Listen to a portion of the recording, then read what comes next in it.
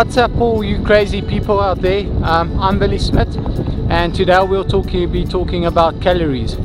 To give you a small idea, the 1 calorie equals to about 4.2 to 4.6 kilojoules. To give you the exact decimal, I'm not quite sure. I'm not a dietitian. I'm also not an expert on it. However, I do know a few things when it comes to cycling.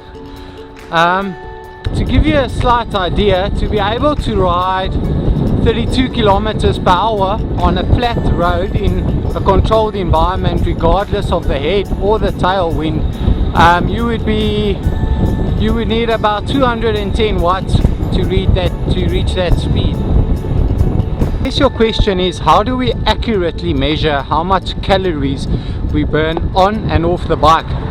Well, to be honest, to measure it on the bike is actually quite easy. There's two simple ways. You can either use a heart rate strap, like the one I've got on now, or you can actually just use your power meter. Power meter, in my opinion, is the most accurate way to actually measure how much calories you are burning. 1 watt equals to 1 calorie, or kilojoule in that matter, and that way you can accurately measure how much calories or kilojoules you're burning on the bike.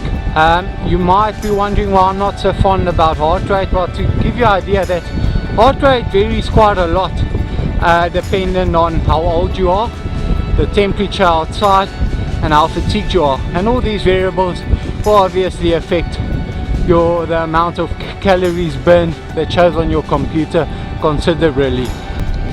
So I guess by now you're probably wondering how much you should be consuming on the bike. Well, it's obviously a difficult question. It depends what you're looking for out of your training. If you're doing really tough training, you would most likely try and consume the same amount of calories or even more that you are using. So let's say, for example, you did a tough training ride and you spend about 3,000 calories.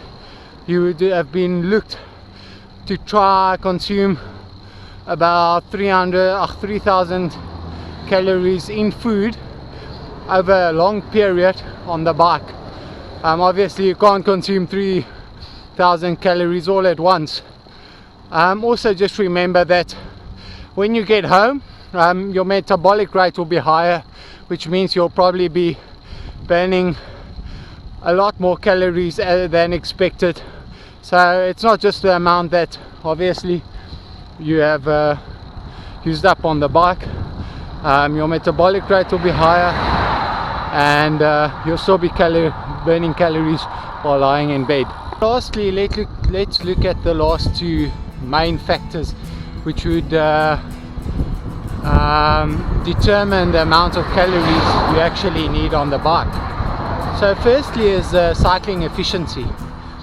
You could get two exactly the same riders with the exact same potential, but unfortunately the one's pedaling stroke efficiency is very bad. To make this very simple, imagine someone going out of their house, spinning in the highest gear they can, and they'll probably burn out within 10 kilometers obviously, and they'll have a high heart rate and they'll need more calories to sustain that effort. Example B is a normal guy going out of his house, riding at his comfortable cadence. He'll last 100 kilometers. He won't burn himself out just because he's pedaling in a cadence which is very comfortable to him. Other alternative examples I can use is someone descending. The one guy might be very scared and be harder on the brakes on the descent, so which means you have to pedal more, and just because he's scared, his heart rate will be higher, which means he'll be burning more calories, opposed to a guy that descends like Alberto Contador, Tadao Evans, Peter Sagan, or even Vincenzo Nibali. That would be very fuel efficient on the descent and using much less calories and ultimately than the opponent. Lastly, calorie adaptation. If you have certain days which you aim at to go out, train fasted, or restrict your calorie intake, the body will adapt and ultimately you won't need as much calories on the bike as you used to. I hope these tips worked for you. They definitely work for me. I'm Willie Smit, and that's all about calories.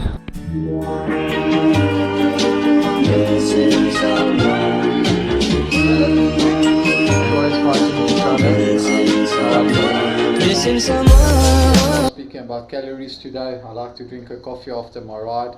It increases my metabolism at a faster rate, especially